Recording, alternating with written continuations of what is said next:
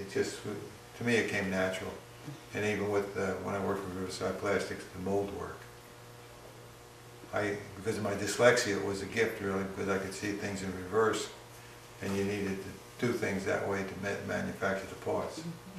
So I sort of excelled in that.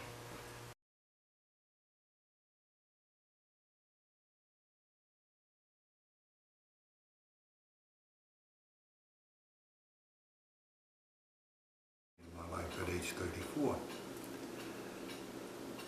when everything was going great for us as a family. We had a business aerospace business with 57 employees, doing work for Grumman, Aerospace, Republic, Sikorsky Helicopter, and McDonnell Douglas. We were doing real well. It was a good year, 1970. And all of a sudden, everything fell apart with the business. Got in trouble on a contract, went into a recession, and within a very short time, trying to salvage the business, I ended up with double pneumonia and got knocked off my feet for the first time in my life, where I couldn't help myself. Everything was breaking up at the business because of the problem with one contract, and also a contract administrator's done it was illegal and got us in trouble that way as well. The sheriff came, put a padlock on the door, and all our employees were gone. And for 8 weeks, I was laid up with double pneumonia. I guess it was maybe the first week of that ordeal. I had 104 fever, and I couldn't get it down for about a week straight. But I remember one night just crying out, "God help me, I hope you're not another Santa Claus." That's exactly what I said. I wasn't a religious person. I went to church, but I wasn't, just it was a routine I did every week. As a family, we did, wife and 6 kids, off to church. But I didn't know that you could know God personally. But anyway, I cried out, "God help me, I hope you're not another Santa Claus," and I knew that night He was real. I still had 104 fever and was laid up for a number of weeks. Actually, it was about 8 weeks I was laid up, recouping before I got out. When I got out of bed, the doctor thought maybe I had a nervous breakdown, because I had a joy and a peace during the rest of that ordeal while I was laid up in bed. But I wanted to know this. I knew God had touched me. Something had touched me that I never experienced before. I had a peace and a joy in my heart, and yet we're in this mess. So, first day, it was a weekday, I remember, and I said, "I'm going to church." "You're going to church?" "Yeah, it's not Sunday." So at 6 o'clock Mass, I show up at the door at the church and go in and find myself weeping, crying with joy, not knowing, understanding what's going on, but something touched me, and I wanted to know this God that touched me. And that was the beginning of a journey that's going on for over 40 years now. I ended up going to church every morning, to Mass every morning. I became a sort of religious fanatic. They thought I had a breakdown or was on the verge of a total nervous breakdown. It wasn't a normal thing to happen to people within those conditions. Anyway, everything was taken. A car was towed away. Having the house had to be auctioned off on the town hall steps. We were going around looking for places we could rent. With a wife and 6 kids, nobody wanted to rent to us. So we didn't know we were going to be out in the streets or not, but Uncle Ernie was able to win the house at an auction on the town hall steps, and we stayed there. And it was, I think, 7 or 8 years later, we were able to gain possession of that little old house we raised 6 kids in on Cedarwood Drive in Huntington Station. But anyway, that was the beginning of a journey. Now, what do you do when you have lost everything? I really literally lost all the material things, and you didn't even have a car. And somebody did give us a car, an old beat-up car but it ran, and it was a car. And when the house was auctioned off, that was another miraculous thing. It went for, they needed 10% of the amount by Friday. So Uncle Ernie, we didn't have the money, needed $26,000 by Friday, or Thursday, Friday. a week later, after the auction. We won the auction, or Ernie won the auction, so we have the house, but you have to pay them 10% down before the closing, or they re-auction the house off again, and you have to pay penalties. Where do we get $26,000 going to bankruptcy? By Thursday, we had more than that. People at church turned in insurance policies, gave it $3,000 here, $2,000 there. But by Thursday, I said, enough. And the mortgage did come through because it was already approved, but it hadn't been signed off. And I was able to give everybody their money back 2 weeks later. And just incredible how that all worked out. Then comes along charismatic renewal. Meantime, I was going to church every day, and being I was so religious, they sent me to seminary to be an extraordinary minister in the church, which I took very serious. It was, you know, at that time I was just very sucked into learning about this God. And I got my first Bible too, a Jerusalem soft cover Bible. It was about yay thick, and reading that all the time. But then the prayer meetings came along, and I started going to prayer meetings, and all that, how that happened, and marriage in Canada, and anything to do with God, I wanted to get involved with. Went down to the library and got dogma books out. Wanted to find out what the religion, faith is in Christ was all about, and the church was all about. Anyway, that was a start. I didn't get the PTL equipment, but after losing my aerospace place, and that was from the basement to this over 12,000 square foot place, prime contractor for the government, all the aerospace work and all that we were doing, that was growing rapidly. And that was our best year, and everything was looking forward, and that's when everything hit the fan. Now I look back on it as the best thing could ever happen, because I had in my office an L-shaped bar, which was fully loaded, with a padded thing that Uncle Ernie built for my office. So, and I ran a business like I thought you run business. I got my authority out in the shop by cussing this guy out, cussing that guy out. I wasn't a very nice person as far as language. I was in Naval Reserve. I learned how to cuss real good. 8 years in Naval Reserve. At home, I never would cuss or swear. I was one person there. At the shop, I was a different person.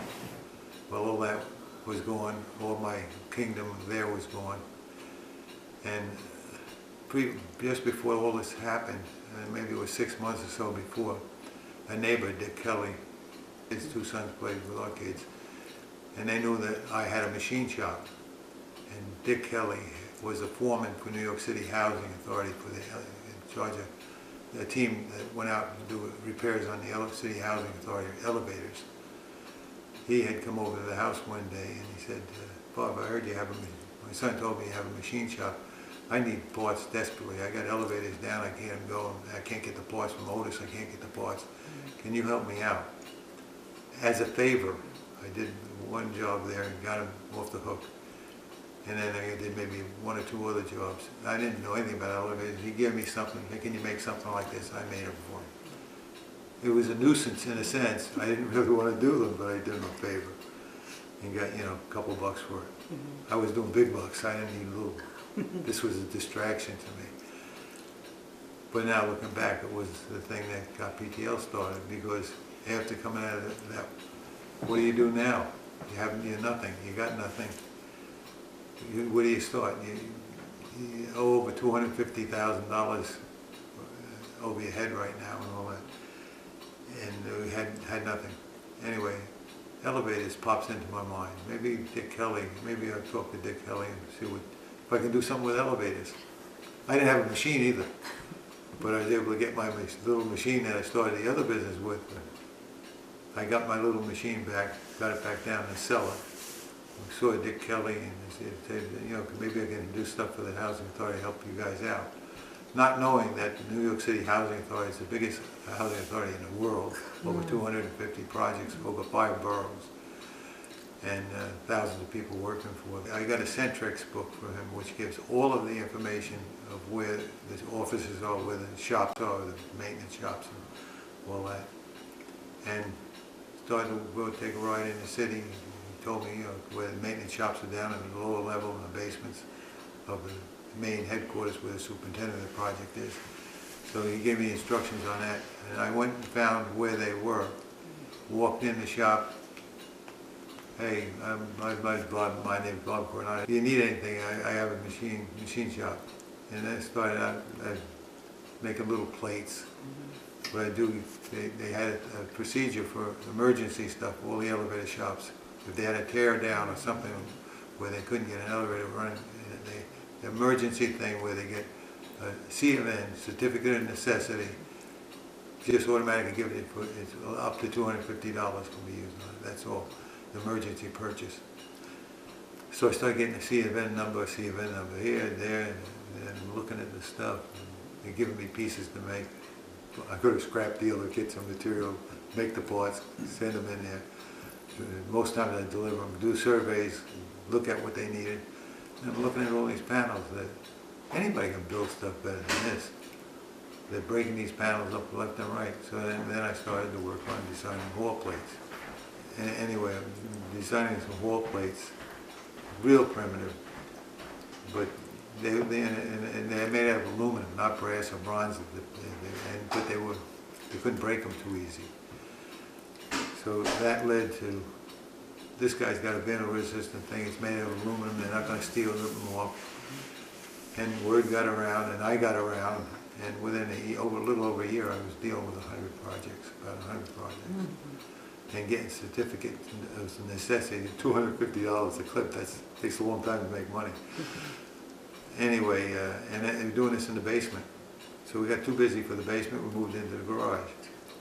And then I added a couple more machines. We just shortened this down, then to a storefront, which had 500 square feet, which isn't a lot. So we had no room in there, and then into a small industrial shop on Broadway and Huntington Station. And they added some more machines. And within a couple of years, we had no space there as well. We just continued developing that real primitive unit into a more sophisticated unit.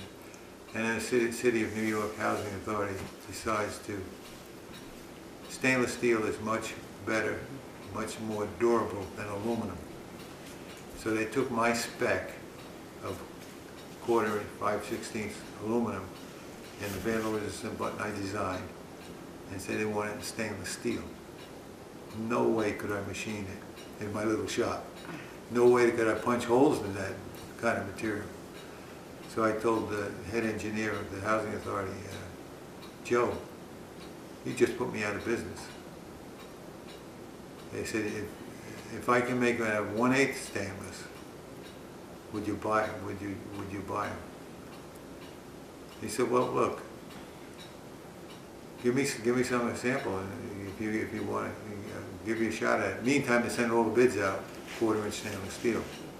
And you know, if you take a car panel, maybe a little over a foot wide by 3 feet high, it take 2 guys to lift it up. I mean, it would be heavy, plus the machining cost. So anyway, I found a place where one of the machine shops locally, we got a couple of scrap pieces, about 2 by 2 stainless steel, 1/8 stainless, 10 gauge stainless. Got a piece of stainless steel rod, machined on a lathe, a button, and then and also the plate, put a hole in it. Couldn't get the thing to work without sticking. And I worked on it for a couple of weeks, and I finally found out, well, if I put a plate behind it and has more surface, so I call that a retainer ring. And the retainer ring worked. Mounted the switch on the back, bought 2 of these in for him to evaluate, and 2-3 weeks later, thumbs up, you got it, Bob. Other people bidding, they couldn't bid against me. I mean, I got these lightweight things, and who wanted it? I don't think a lot of them wanted to even get involved with it. But anyway, that started off with the heavy-duty stainless steel, and then that was modified again and again to what it is today. That became the standard when they sent out PTL or equivalent.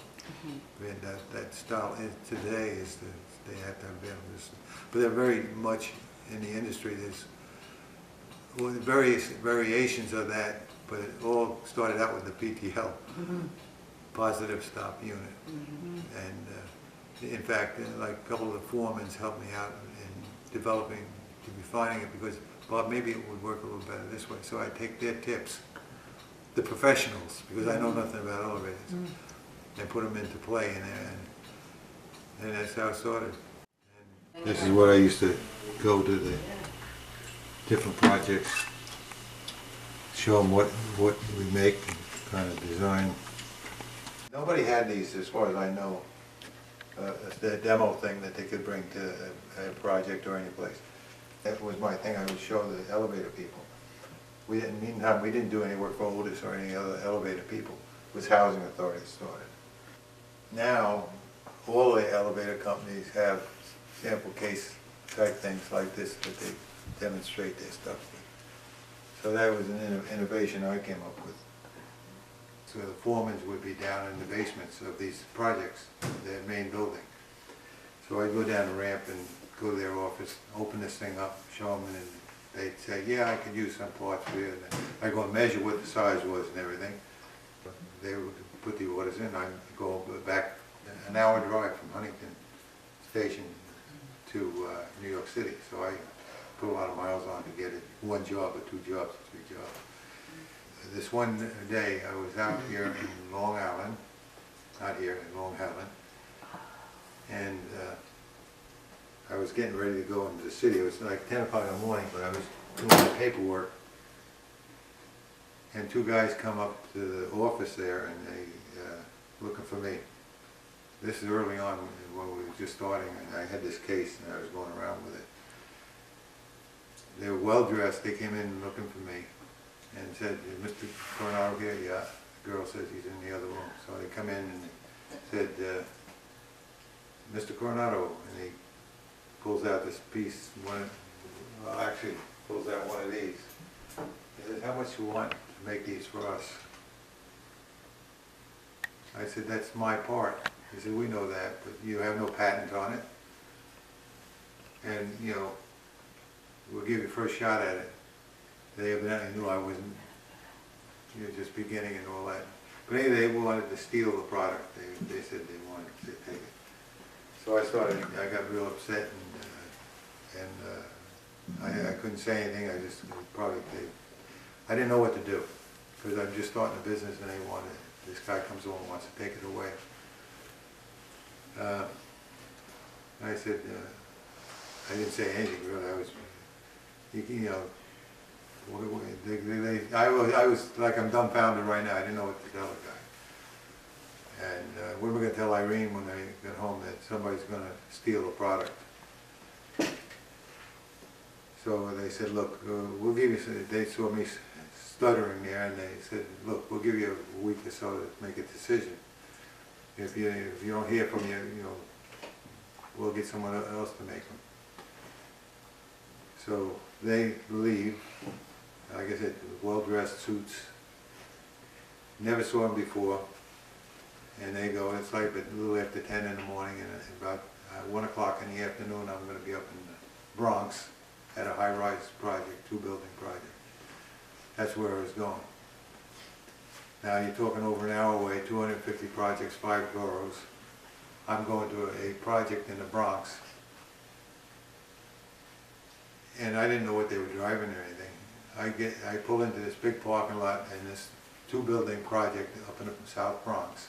There's a big parking lot too. I pulled alongside this van, opened the door, and I had a little beat-up Volkswagen at the time. Open the door of the Volkswagen, I get out, and the van door opens at the same time. Same guys. And they start cussing me out. "Why did you follow me?" This is hours later, 30 some odd miles from where we're at Huntington Station. 250 projects, 5 boroughs. I didn't know what they were driving, and I pull up alongside of them, and all the way to the ramp going down to maintenance. Don't lie, you followed us here. Honest, I'm a total wreck, because what am I going to do? Already nervous. They're stealing the product. Now I meet them a second time. I go down to my other elevator shop down the hall, and they continue walking down. They had evidently did business with the city. I didn't see them after that. I come out after I have see the foreman and get the information I needed. Get in the Volkswagen and say, I'm in the furthest project in the northwest, east part of the Bronx. So I go to Adams Houses, which is 7-8 miles away from there. And meantime, I'm looking around for that car, that van. And I was in a panic mode, and not as a Christian already, not thinking of God at all, not just panic, total panic, not praying, nothing, just panic, total panic, a wreck. I pull up to Adams Houses, park the Volkswagen, and it's a parochial school, elementary school there, and all the girls are out. Where are you? Right in the pathway where you have to walk to go down the ramp. They're with double ropes, jump ropes going. And I can't get around them except if I skirt along the building. So I didn't want to disrupt them, so I double step with this thing in my hand. And watching them, and I come around, and at the corner of the building, I smack solid into one of those same two guys and hit him in the hip. He jumped back, grabbed his leg, and and they literally turned and bolted and ran. Never saw them again, never heard them, never stole a business. What I found out afterwards was that they were the salesperson, people that were the major company that sold all kinds of detergents and cleaning fluids and stuff for the maintenance people in these projects. So it was a big company. And as they were going project to project to sell their fluids and their cleaning stuff, they were starting to see these wall plates and these panels I was making and thought, wow, this might be a good business to jump into for themselves. And evidently, after running into me 3 times, meeting me 3 times, they never called me, never saw them, and PTL continued to go. And that was just, how can anyone orchestrate that kind of a thing over all the mileage? No, and it still breaks me up every time I think about it. I remember getting in the car, I was literally weeping and crying like a baby, praising God. And my eyes were getting blurry driving and praising God. And only God, and I'm driving along, and when I had to stop for lights, people probably said, this guy better get off the road, he's having a breakdown. But that was just one of many, many things. Also, dangerous times too, where there were muggings in the city. I went into areas where they call it battle zones, where there's a lot of drugs and stuff, in some of the Bronx especially. And one time, I was at Brownville Housing, and it was went down to the maintenance shop. The foreman was there. It was lunchtime. This was another one that was very close. I did this for 19 years, and never got mugged or anything. I used to go in with a certain shirt, tie, and jacket, dressed as a businessman. I didn't go in work duds. I always went dressed up with my sample case and usually a pad. Anyway, I went into Brownsville Houses and went down into the shop. All the men were there having lunch, and it was payday, Thursday. The foreman was there, and one of his guys had broken a couple of toes. One of the weights, the counterweights in the elevator fell on his foot or something. So he said, Bob, I got to take this guy down to the hospital and get that foot looked at. I'll see you. I'll talk to you Monday. This was on Thursday. So he left, and I did talk to the other mechanics for a few minutes, and I walked out. And as I got up the ramp, coming out, there were 2 guys standing there. And they turned to me and said, come here, I need to talk to you. Come here, I need to talk to you. Normally I would have turned and talked to him, but something said, get out of here. My hair went up on the back of my head, and I bet there's something wrong here. So I turned toward the car, which was across the street, and just sort of double-timed it. I said, I'm too busy, I can't really stop, I'm in a hurry. And one guy started to follow me, and then he stopped at the curb and turned around and went back. Monday morning, I got in the car and I took off. Monday morning, I got a call from the foreman. He said, how do you get out of the shop? I said, what do you mean, how do I get? As soon as I left, 3 guys came in armed. I only saw 2. So the other one might have been around the corner of the building, I don't know. But three guys came in, pistol whipped one of the guys because he didn't get his wallet out fast enough, sent him to the hospital, and robbed all the guys that were down there. So I said, I don't know, I met two guys, the one that talked to me at the top of the ramp, it must have, he said, as soon as I left, he said, these guys came in. So again, I think God intervened to keep me safe on that one. A couple of other times, but there were incidents over that many years. But nobody ever touched the car, nobody ever bugged me. Walking through these projects alone, shut down elevators. I knew that there had to be God's protection over the years, keep us safe. Backing up, going through the bankruptcy and all that. Previously, we never went on vacation because I was always busy building this business for the family. So I'd get up early in the morning, go to work, sometimes 6 o'clock, 7 o'clock in the morning. You guys weren't even up, the kids weren't even up for school. Then I get home sometimes 7, 8 o'clock at night, and mom's putting them, you're putting them to bed. So I was putting 14, 16 hours a day, and sometimes more than that, to build a company for the family, build this for them, for us. Not really in the neglect of that mom really raised you guys. How she put up with it, only God, heaven sent, because never really took a vacation. And when I was in bed with the double pneumonia after I had that experience, I started one night, I remember saying, stupid, stupid, stupid, you almost killed yourself. You almost killed yourself. It was after that we started taking vacations. We car that shouldn't have left Long Island. In fact, the one time we had a radiator went before we even left, we had to fix it to get off Long Island, and then we got stuck on the highway where the transmission went. And that was miraculous too, because here we are in I think it was 91 or one of the highways up there, and they have these call boxes for emergency, ambulance or police or whatever. You punch the thing in and it gives you a signal back that they receive it. Anyway, we're driving up the main Cockatoossie. The car just starts slowing down, comes to a stop, and smoking like crazy. Big station wagon with the canoe on top and everything. There's a red stream behind it. The transmission fluid, the transmission seal went, and just poured the transmission fluid out. Bobby went and used that thing, pushed the button, and we're waiting for a wrecker to come. Nobody shows up. He pushes it again and again. Nobody shows up. Maybe about 20 minutes later, a guy does pull over. His car's going by all the time, but no service people. This guy gets out with a suit, or dressed up in a suit, walks up and says, "What's your problem?" I said, "Well, not going anyplace. There's all the stuff on the road, and the steam is coming out of the engine, out of the transmission." "Well, I guess I can't help you." Gets back in his car and takes off. Bobby's still pushing the button, nothing's happened, nobody coming. Well, maybe 15 minutes later, the same guy pulls up behind me, gets out of the car with 4 cans of transmission fluid, walks up, and when I see him coming up with the transmission fluid, I reach for my wallet. I said, no. This is on me. He says, a couple of miles, 2 miles up, there's an exit. The first exit you come to, and I don't know if the car's going to go anyplace yet.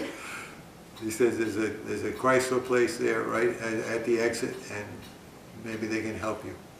And then the thing that blew me away, we didn't have any stickers or anything like we were born again Christians or anything on the car. He said, "Keep praising the Lord and have a good vacation." Good, and he walks away. Who is this guy? He leaves us. So now how do we get this stuff into the car? Bobby, ingenious. They had a magazine in there. He fashions a long funnel. Most of it went into the transmission, but we lost a lot. But enough got into the transmission and stayed in it that we get the car rolling again. And we get to the exit, pull in, and it's steaming. The guy, maintenance guy at the dealership, he says, "What you need?" I said, "Well, I explained what happened. Fluid ran out on a highway, and a guy came along, gave us 4 cans of fluid. We got it, we were able to get it in, and we're here." He said, "You drove it here, and it's still going?" He said, "I wouldn't be able to get this car until next week. I'm loaded down, and it's a major job, He says, look, if it got you here, I suggest maybe you go and right next door was we get a case of fluid and a funnel. And he suggested every mile or so just check it and add fluid. We started out a very short distance and I had to add a little fluid every once in a while. But we ended up going quite a ways before we added fluid. Not supposed to happen. When a seal is cooked and it runs out like that, you can't, they're not supposed to go. We used that car for quite a bit longer, got home, and other things like meeting at Carmel that one trip. Another trip where we had no money to go on the trip, we had no more money left, and we're upstate New York. And Irene has a cousin, Grandma has a cousin there on Lake Carmel. And so we're near that area, and we had no money even for gas. We called home, and no money came into our, so we're broke. I have no credit cards, forget about that. Anyway, let's see if we can find their home on the lake. And we're in Spargy, and we're riding around the lake, and we can't find it. And so we can pull up to a bar. Go in the bar and ask if they knew this couple lived. And the bartender said he didn't know who it was. There's a guy drunk sitting on a stool, drunk. I know where they are. And he explains where the house is to us. So we're going down this very narrow road heading for the house, and where he said the house was. And a car comes, almost hits us, pulls alongside, Mom's on the passenger side, stops, Mom puts her window down, she puts her window down. It's her cousin coming all the way up from Manhattan, which is a couple-hour drive. She had left the wedding, left her husband who was sick and who had drank too much, and came all the way home by herself and met us right there while we're looking for the house. We stayed there a couple of days, and they put us up and got enough money to get us home. From there, I could go on and on, but the thing that God did was change our lives. It caused changes in all our kids' lives and now in all their families, where God intervened while we were building these things and giving us insight into, giving us favor over and over again, that it became now a major fixture manufacturer in the country. From a basement to a garage to a storefront to a small industrial building to Toccoa, Georgia, buying an elementary school and now sending stuff all over from there. And quite sophisticated stuff. Elevator fixtures. That's it. That's it.